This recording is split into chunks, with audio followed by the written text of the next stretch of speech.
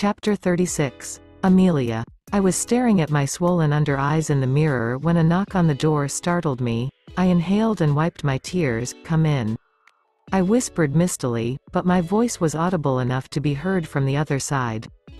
The door opened, revealing Susan. She stepped in and shut the door behind her. "Are you okay?" she asked, probably noticing my eye bags. "Yes," I muttered, running my palms over my dress. "Do you need anything?" I asked. She stared at me unsure for a while before shaking her head slightly and speaking up. "Yes, I am heading over to the store to get some groceries for the house. Can you help me keep an eye on Damien?" "Is he okay?" I uttered immediately. "No, apparently he caught a cold last night," she says. "Shit. I should have known taking him to the lake right in the middle of winter was a terrible idea." "Sure," I responded, "thanks," she said with a smile before walking out the door. As soon as she left, I gathered myself up and made it to Damien's room. He was laying on the bed with the cover tucked neatly around him. I shut the door behind and made it towards him. "Damien, are you okay?" Of course, he's not okay. My subconscious scolded me. "Amelia." He sneezed and I reached out for a tissue and placed it into his hand. He accepted it and sneezed into it. "You shouldn't be here," he said. "I know, but I can't leave you here like this." I touched his forehead and it was burning up. "You need to go to the hospital." "I will be fine, just leave." "No," I shot back. I walked to his bathroom and picked up a hand towel. I ran it under the cold faucet until it was a little damp. I walked back to the room to see Damien stretched on the bed with his eyes closed. I leaned over to the bed and placed the damp towel on his forehead. His eye fluttered open as soon as he felt the cold towel. He groans and tried to remove the towel, but I slap his hand away. "Stop it." He frowns. "Amelia, you can leave now, I will be fine. I am not going anywhere, so stop trying to push me away and let me take care of you," I said, my voice nearly trembling at the end. Damn, he's such a stubborn man. He groans and lets out a monstrous cough, turning onto his back. "You need to go to the hospital, Damien." I reach out and began rubbing his back. He tenses up a little but I ignore it and continue rubbing. "Saint top," he orders as he's coughing, but I shush him and continued rubbing. After a while, he turns around and I see his once bright hazel eyes, where now red and puffy. "Would you like anything?" I asked. "F for UT to leave." I chuckled slightly. "Nice try, Damien. I would only leave when I see you're okay and not dying." I smile at the last part to soften my words. He groans and shuts his eye. I reach out and touch the towel on his forehead. It seems to be drying up already. I walk back to the bathroom and grabbed a bucket. I filled it up with water before walking back to the bedroom with the bucket of water in my hand. I placed the bucket on top of his nightstand and removed the towel from his forehead, dipping it into the bucket and then wringing out the excess water, before placing the cold towel back on his forehead. He jumps up at the sudden contact but relaxes eventually. "How about I call Dr. Jones to come check on you?" I suggested. "I don't need a doctor."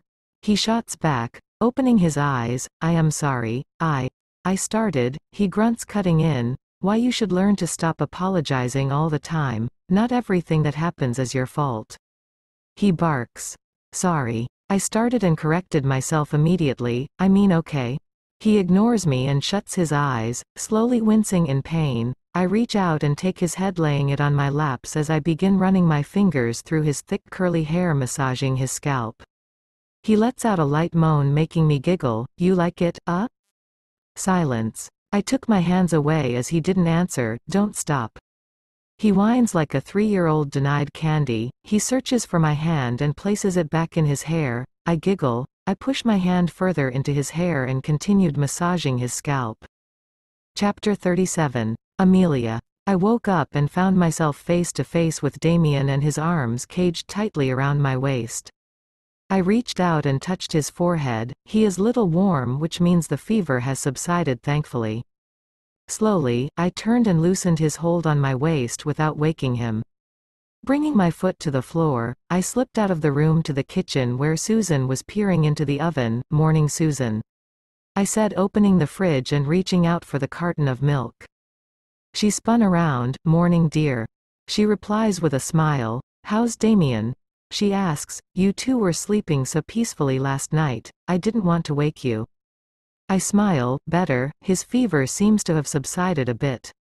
I say while pouring the milk into a glass and drinking it in one sip. I am really thirsty. Good. She says, "A package came in for you this morning." She said, reaching out to the drawer and handing a little box to me. "I think it came from the hospital, must be your medication." Yes, I almost forgot about Damien's medication. I took it from her with a half smile, "Thanks." I say, "Susan, do you mind if I make breakfast?" She chuckles, "Of course not. What do you have in mind?" "Chicken soup." "That's fine. If you need any help, I will be in the laundry room," she says with a smile of relief and steps out of the kitchen.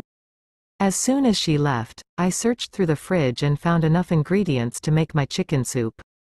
A few minutes later, I bring the chicken broth to a boil in a medium saucepan over medium-high heat. I add the carrots, onion, garlic and celery, salt, and reduce the heat to low and add the chicken breast. I cover and simmer for 20 minutes. Carefully, I removed the chicken breast, cut it into chunks and return it to the pot and stir in the cilantro. I checked the time and realized it would be done in a few minutes. "I hope it tastes as good as it looks," I thought as I began cleaning up the mess I've made, Amelia.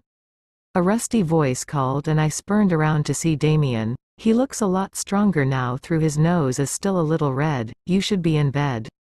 I added. "And you should be resting." He shot back, settling himself on a chair. "What are you doing?" he asks curiously. "I made chicken soup. I am sure you're hungry," I said, turning around to turn off the stove. "Sure," he whispers. I dished the soup into different bowls. "It's still a bit hot, so be careful," I warned while placing the food in front of him. On second thought, I sat beside him and tried to feed it to him. He made a frustrated noise and snatched the spoon from my hand. "I can manage," he hissed.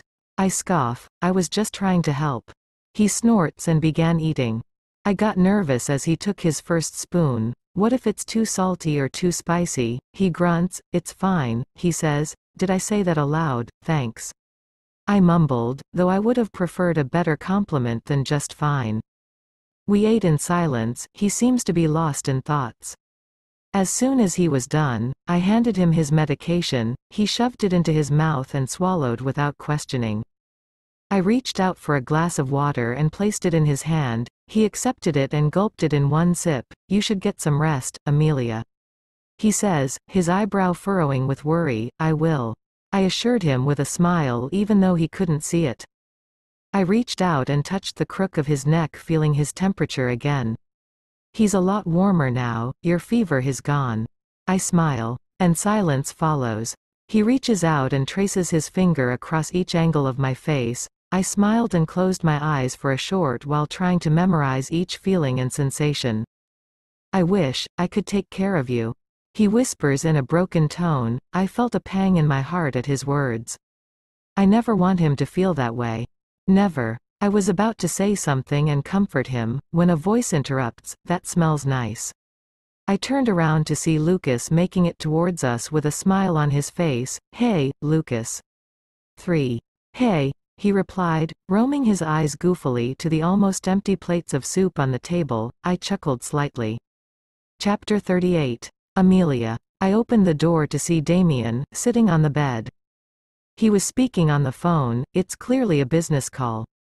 His voice was clipped and professional. I closed the door behind and he paused and turned towards me with a hesitant expression on his face. "Amelia?" "Hey," I said carefully. "I will have to call you later." He mumbled into the phone, before ending the call. I made my way over to him, dropping my knees in front of him. "Are you okay?" I asked, seeing his eyes were red and slightly watery, almost making my heart shatter. Silence. "Damien. They found my father." He speaks up. My mouth widened into a grin. "That's amazing news, Damien," I say, but the grin turned to a frown on seeing his sad expression. "Is he okay? Did something happen to him?"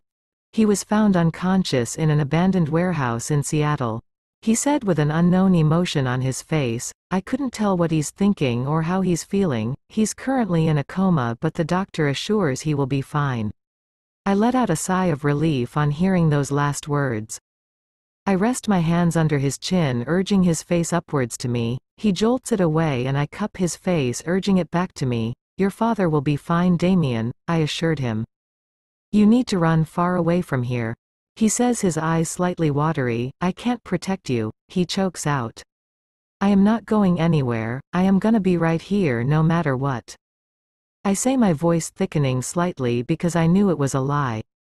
I lean up and rest my forehead against his. He engulfs me and buries himself into my chest, completely enveloping me in himself, as if he hoped we could somehow become one, as if he didn't want to himself anymore, to be so alone anymore. I run my fingers into his hair, comforting him as he stays buried deep in my arms, his body occasionally shaking slightly, and I press a soft kiss to the of his head occasionally. I am right here. I coo in his ear softly, my breath hitching as his arms suddenly tighten and he yanks me up onto the bed, flipping me under him. He wraps his arms tightly around my waist, burying himself in my chest. We stayed in that position for a few seconds before he leaned up and trailed his lips against my neck. I felt my heart clenches as he whispers, "Be mine." What? I ask, my brows furrowing. He lifts his head off my chest, his eyes a bit stormy and reddish. I gulped. I know it's insane, but before you, my life was meaningless, full of darkness and pain, and then you came and turned it into something bright. He smiled. Suddenly you became the only reason I want to wake up in the morning. Damien. All I can say is that you make me. You make me into someone I couldn't even imagine I could be. You make me happy, though it kills me every time you doubt yourself. I cut in. You're engaged, Damien. I reminded him. It hurts to say those words. But it's the truth. Not anymore. I'd rather be with you than with anyone else. He says simply. I smile, feeling a million butterflies gloom in my stomach. Short of words. I cup his face, pulling it up to my own. The moment our lips touched, he tugged me closer and I pressed my head against his sculpted chest, relishing the firm, hard muscle. Nestling closer, I listened for his heartbeat. It was there, that thunderous, rapid pounding that made me giggle with amusement. It was at that moment I realized the unknown feeling I have been trying so hard to hide and avoid as love. I am in love with Damien Gray. 2 months later, 5 months pregnant. I am bored. I whined before my mouth turned into a mischievous smirk. Let's play a game, I say as I hopped onto Damien's laps with a box of pizza in my hand. What kind of game? He asks. A fighting game. I took a bite off my pizza. Let's fight each other and see who wins. He chuckles. You do know you're pregnant and I am blind, right? He deadpanned. Plus, we both know who would win. He says with a smirk while running his hands over my bump. Hey. I patted his chest playfully. You can't just conclude without even trying. I just don't want you to get hurt.